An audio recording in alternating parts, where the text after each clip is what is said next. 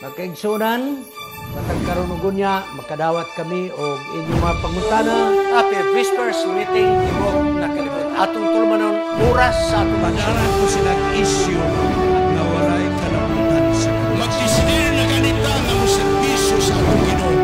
Ang yawa, mangita o pamagi, mo-offer na mura-mura po ug iya sa Diyos. ang inahan kanya aligaran ang napulog sa mga anak. Ako kalimutan tiyon sa Ginoo.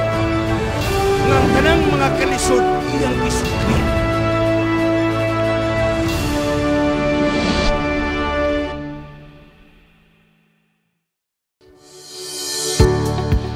Ayaw kalimot. Kung gusto ka mo suportar sa atong ACS Media Ministry, pagkuha mo og kopya nini. The Until Preacher. Biographical, inspirational, and motivational. Kuha mo ni ini nga kopya. Garantiya, iuli ang kwarta kung di mo makaangay. Pero kung mag-uli mo sa kwarta, kamo yung personal mo aris Cagayan de Oro City. Di ko gusto nga ipadala ninyo sa courier. Kamo yun ang mo rin.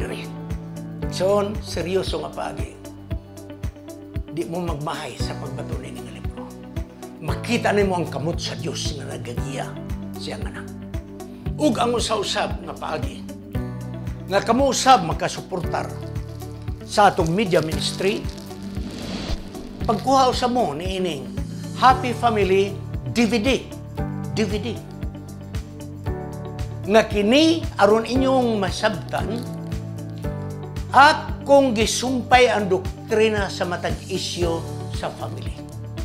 So kini mga kaigsunan, 18 ka family problems, 18 ka family issues, o kada family issue gisumpayan og muhaom nga doktrina. So niya ay 18 ka doktrina usab mga kaigsunan. O ang sunod mga kaigsunan, aron doon na mo'y compilation, kanang wa mo'y access sa YouTube. DVD na lang.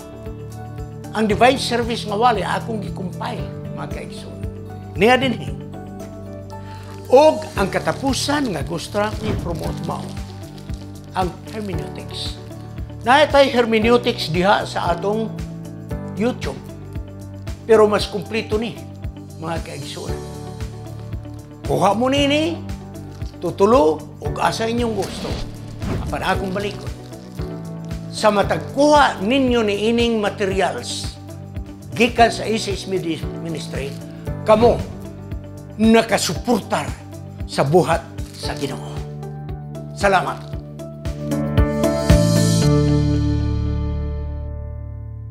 Happy prayer meeting sa Tibok Kalibutan. Ang atong ACS Media Ministry, Cagayan City, makigkaubang kaninyo yung pipila ka mga gutlo sa atong tulumanon oras sa atong leksyon. Mao kinang panahon nga atong i-summarize, i-discuss ang nahanay nga sinimana nga leksyon gikan sa Sabbath School Department General Conference. Sa pagsugod, magampo kita. Gamhanan nga Diyos. Salamat nga sa kanunay imo kaming hatagan sa imong mga pulong. Nga among matun-an ang imong kabubuton, ang imong gugma, ang imong kaluoy. O balang Espiritu mo kunsan ikaw kanamo, lukop sa tibok naong sayuta, kami nga naminaw sa imong mga pulong. Dan-agi ang among hunahuna. Arong nga kini among masabtan, panabos tanan among kinabuhian. Magapanay ikaw sa mga katawan sa tibok na sa yuta. Salamat kay ikaw nagatubag sa among pag-ampo sa ngalan ni Ginoong Manuluwas. Amen. Magkaigsunan, diyo tayo lang pahinumdum. Like, share, dahil magbilin mo comment, bahalag mo budihag unsa, pero kung naamoy mga feedback sa atong lison, ato nang hatagag pagtagad. Thank you so much mga kaigsunan. Ang atong lesson, adunay duha ka mga versions. Ang masanay ni ang Diyos, maluluyon og mahigugmaon og maluluyon. Mahigugmaon og maluluyon. Ang usa ka version, ang atong mahigugmaon nga Diyos. Ang atong teksto naa sa Isaias 49:15 nga nagingon, apan ang Ginoo miingon, malimot ba ang babae sa iyang nagtutoy nga bata? Tingali malimot siya, nga bisan pa man kinigkikan sa iyang lawas. Apan ako dili gyud malimot kaninyo. Grabe igsoon. Ang gugma sa Dios gipakasama sa usa ka inahan nga adunay nagtutoy nga bata.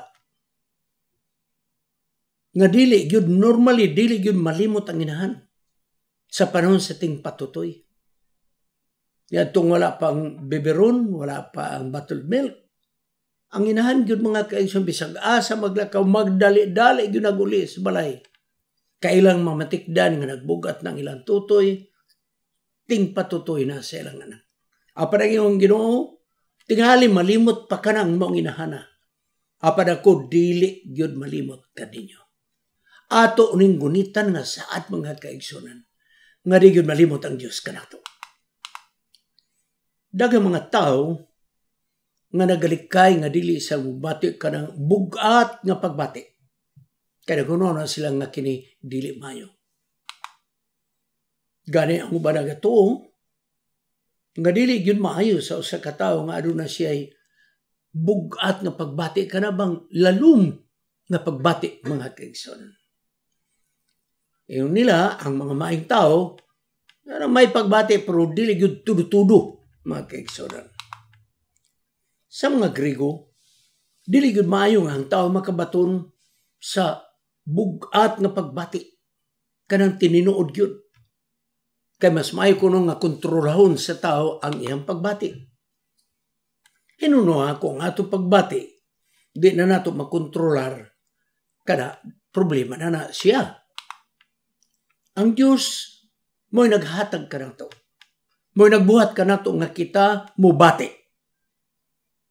Kaya ang Diyos usaman nga adunay bugat nga pagbati, tininuod nga pagbati, lalom nga pagbati.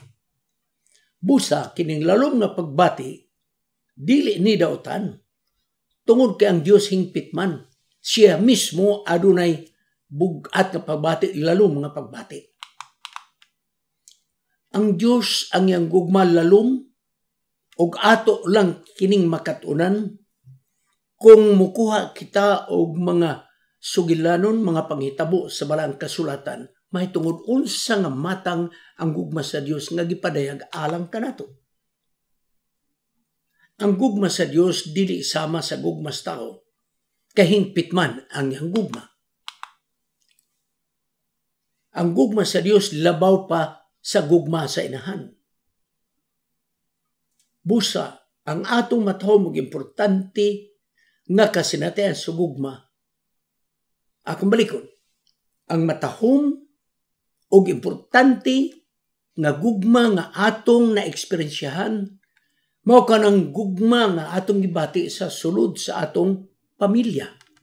Mga ginikanan atong gibati nga sila nahigugma nato. O ang atong ginikanan nagabati nga kita nga mga anak nahigugma kanila. Diha nato ma-eksperyensyahi ang klase sa gugma sa Dios. Busa kining gugma di ay taliwala sa ginikanan mga anak. Kumon kaning nga gihulagway sa Biblia nga mao ang example, ehemplo sa lalom o katingalan nga gugma sa Dios. Karang gugma sa ginikanan og mga anak. Mao nagigamit sa Dios nga ilustrasyon. Ang gugma sa Dios gipakita sama sa gugma sa ginikanan ngadto silang anak. Isaiah 49:15 ang atong kay text. Ang babae makalimot ba siyang nagtutoy nga anak? Wala ba siya kaluoy nga kadagikan sa iyang taguangkan? Apan tingali malimot siya. Apan ako dili malimot kaninyo. So mo niyang pagpadayag sa Dios iyang gugma. Labaw pa sa gugma sa inahan. Ikaduha nga teksto. Ang mapinadayunon nga gugma sa Ginoo dili kini moundang. Kay ang iyang kaluoy walay pagkatapos. Lamentations 3:22. Igsoon hinumdumi nga ang matang sa gugma sa Dios mo'y atong gihalagway nga malisod na to explain. Apan duna siya'y mga panig-ingnan. Ang pulong gugma nga gigamit sa Lamentations nga atong gihisgutan, gikan sa Hebro nga pulong raham o rehim. Tanaw igsoon na, pulong gugma gikan sa pulong Hebroanon raham o rehim. Nga mo'y pasabot igsoon sa raham o rehim, mao kini ang bahin sa usa ka inahan nga diha gikan ang iyang anak, mga kaigsunan. Sa laktod nga pagkasulti, ang raham ug rehim mao kini ang matris sa inahan. Diha gihulagway ang gugma sa Dios, mga kaigsunan. Sama sa anak, diha gikan sa taguangkan sa iyang inahan. Nagpasabot ng gugma sa Dios sama sa gugma sa inahan ngadto sa iyang anak nga nagagikan sa iyang taguangkan. Kini nga matang sa gugma, mao ning gugma nga bugat, gugma nga adunay gahom. Busa, ang Dios na higugma sa Israel, sama sa uskinahan, nga bisan pa man misalikway ang Israel sa Dios, nagpadayon ag higugma ang Dios sama sa uskinahan. Ang sala ug pagsalikway sa Israel nakapasamad sa pagbati sa atong Dios. Apan bisan pa ni ana, nagpadayon gyapon siya sa paghigugma sa Israel. Tanaw Rexon, Jeremias 31:20. Ang Ephraim mo ba niya ang akong mahal nga anak? Siya ba mo'y akong minahal nga anak? Kay ako sa kanunay magasulti, batok kaniya. Apan, ako magapabilin sa paghinumdum kaniya. For as often I speak against him. Sa makadaghan ako musulti, batok kaniya. Ako nagapadayon sa paghinumdum kaniya. Grabe ang Diyos, mga kaigsonan. Laing teksto. Busa nga akong kasing-kasing nagapangita ngadto kaniya. Kaysa pagkatinuod, ang iyang kaluoy, nganhi kanako, iya man kining gisulti sa atong Diyos. Jeremias 31:20. Igsoon, mao na ang paghulagway sa klase sa gugma sa Diyos. Strong feeling, mabugat nga pagbati. Kini nga mga bersikulo, mga bugat kini nga mga silutian, nga nagpakita ang gugma sa Dios. Halabahan gyud, mga kaigsunan, nga di na itong mahulagway sa tawhanon nga magpaghulagway. Ang gugma sa Dios nga to siya makatawhan, dili mohunong. Bisan pa man nga sila nagmasinupakon, gibungkag sa mga tao ang iyang kasuguan, parang Diyos nagpadayon sa iyang gugma, mga kaigsunan. Tanaw ra sa Hosea nga nagrepresentar sa Dios. Gipadayag ni Hosea ang iyang gugma ngadto sa babay nga iyang gipangasawa nga kundatan nga babay. Milayas kapila nakapanganak. Mao ni igsuon ang gihulagway sa Dios. Ang gugma sa Dios sama sa gugma ni Hosea. Ang Diyos nagsugo kang siya, umadto ikaw pagminyo sa babae nga gustong makipag-sex ni bisag kinsa o kamo mga anak. Igsoon, si Gomer nga babae nagrepresentar sa kadautan sa Israel. Apan si Hosea nga nagrepresentar sa Diyos, nahigugma gihapon sa iyang asawa nga si Gomer. Kining pagkadili matinud-anon nga asawa, sama kini sa mga katawan sa Dios nga dili pod matinud-anon ngadto kaniya. Ug unya sa Hosea kapitulo 11, gihulagway ang gugma sa Dios sama sa usa ka mahigugmaon nga amahan. Ang libro ni Hosea nagapakita sa gugma sa Dios nga sama sa gugma samahan nga nahigugma sa iyang mga kabataan. Kaya ang gugma sa Dios nga sama-samahan, nagatudlo sa mga kabataan kung saan paglakaw. Mao na ang gugma sa amahan igsoon. Tudluan ang bata, patindugon ang bata, agahakon ang bata, mga kaigsunan. Mao nga ang Dios gipagkasama-samahan nga nagagunit sa bukton sa iyang anak, mga kaigsunan. Grabe igsoon paghulagway sa gugma sa Dios. Busa ang Dios, mga kaigsunan, mag-aayo, mag-aamuma, ug magapakaon kanato. Mao ni ang amahan, mga kaigsunan. Ang gugma sa Dios gipagkasama sa gugma sa amahan ngadto siyang anak, nagaaga, nagatudlo, mga kaigsunan. Kining pagingon nga gidala, mga kaigsunan, ang iyang mga katawhan. Ang Dios nag-agak sa iyang mga katawhan. Kini gipagkasama nga ang tao nagsabak sa iyang anak, nagkugos sa iyang anak. Deuteronomio 1:31. Grabe siya ng paghulagway sa Diyos. Iyang gisabak ang iyang anak.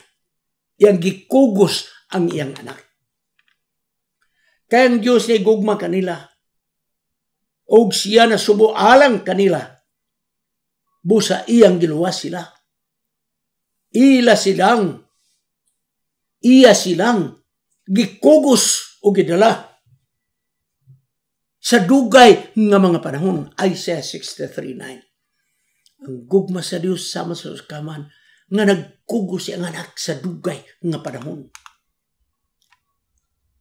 Ang gugma sa Dios matinud-anon. Bisan pa man ang tao maglimbong sa magkagumer, iyang gilimbungan siya ang iyambana, milaya sapan nangita gihapon ang iyambana, mga kaigsunan, sa asawa nga limbungan. Ang paglimbong sa Israel mo ang pagsupak sa kabubuton sa Dios o kini nakapasakit sa pagbati sa atong Dios. Ang kasakit nga gibati sa Dios mo kini ang miresulta paingon sa pagsilot ni ining mga badlungon nga mga katawhan. Kaya ang Dios gugma o makiangayon. Iya lamang silutan ang sala o ang dautan kung kini gikinahanglan. Sa bagong tugon, nagamit gihapon sa mga gihapon nga estelo nga ang Diyos sama-samahan nga nahigugmahad to siya mga anak. Mga gihapon nga style sa Old Testament. 2 Corinto 1:3. Ang Diyos nga atong amahan kisa nagpakita sa iyang kaluoy o gugma o ang atong Diyos mihatag o maayo nga pagbati alang kanato. So sa bagong tugon, gihulagway gihapon nga ang Diyos sama-samahan.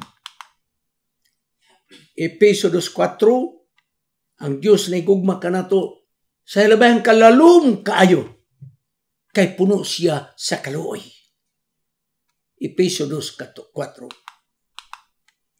Ang Diyos na gamit sa mga pulong sa pagpakita ang gugma sa Diyos o kaluoy. Kanabang bugat kayo yun. Ang iyang kaluoy dili hapaw-hapaw. Hapan nga ang kaluoy o gugma dulot yun sa iyang kinabuhi. Muna gitawag very strong feeling. Daghang mga tekstos Biblia ang nagpakita nga si Jesus puno sa kaluoy o gugma. Kanila nga gisakit og adunay paginahanglan. Katong gisakit sa mga pagkadautan. Katong gidawg-dawg igsoon sa mga taong dautan. Nagpakita ang Dios og kaluoy ngadto kanila. Kay kung ang mga katawhan makaagig kasakitan, masakitan ang Dios. Sama sa Jerusalem, ngawa na mag-alagad og mayo ngadto sa Dios. Tanawa igsoon, unsa ang ingon ni Ginoong Hesus? Mateo 23:37. Sa mitanaw sa Jerusalem nga Jerusalem, nakulangan na sa pagtuong ngadto kaniya. Unsa ingon? Jerusalem, Jerusalem. Sa makadaghan, gusto ako magtabang kaninyo sa ako mga katawhan. Gusto ko kamong tigomon. Sama sa kahimungaan, magatigom siya mga piso. Ilalom siyang pako. apang kamo nagdumili. Igsuon pagyabag sa tao, masakitan ng Diyos. Jerusalem, Jerusalem. Gusto ako mutabang kanim. Apang kamo nagdumili. Sara ang tugon, ang proteksyon sa Diyos, gipakasama sa usa. Kainahan nga langgam, nga nagluob sa iya mga pispes nga mga langgam. Okay? Deuteronomio 32:11, Deuteronomio 22:11. Apa sa pikas nga bahin, bantayin ninyo igsoon. Gihulagway nga ang Diyos may gugbaon, apan karong gihulagway ang Diyos nga abughoan. Siluso nga itong Diyos. Sarang tugon ang Diyos ginganan og El Rahom. Ngabot ipasabot siya maluluyon. Apan sa maogi hapon nga Biblia, gitawag ang Diyos og El Kana. Abughoan, siluso nga Diyos. Ang Deuteronomio 4:24 nang ngayon dinhi, ngang Ginoong Diyos siluso. Ngano siluso man? Tungod kay gusto nga siya lamang mo'y atong pag-aampuan ug wa na lain. Busa siya sa mas kalayo nga nagasunog sa tanang mga butang. Once mo simbaga na ang tao sa lain nga Diyos, siluso yun kayo kay ang Diyos. Gusto niya nga siya ra yun. Wa na lain nga pagasimbahon. Ang pagkasiluso sa Diyos dili sama sa pagkasiluso sa bana ug sa asawa. Nga usahay wa sa lugar. Usahay lang imagination lang. Parang pagkasiluso sa Diyos. Tungod kay kini nahigugma siya, wa na laing katarungan.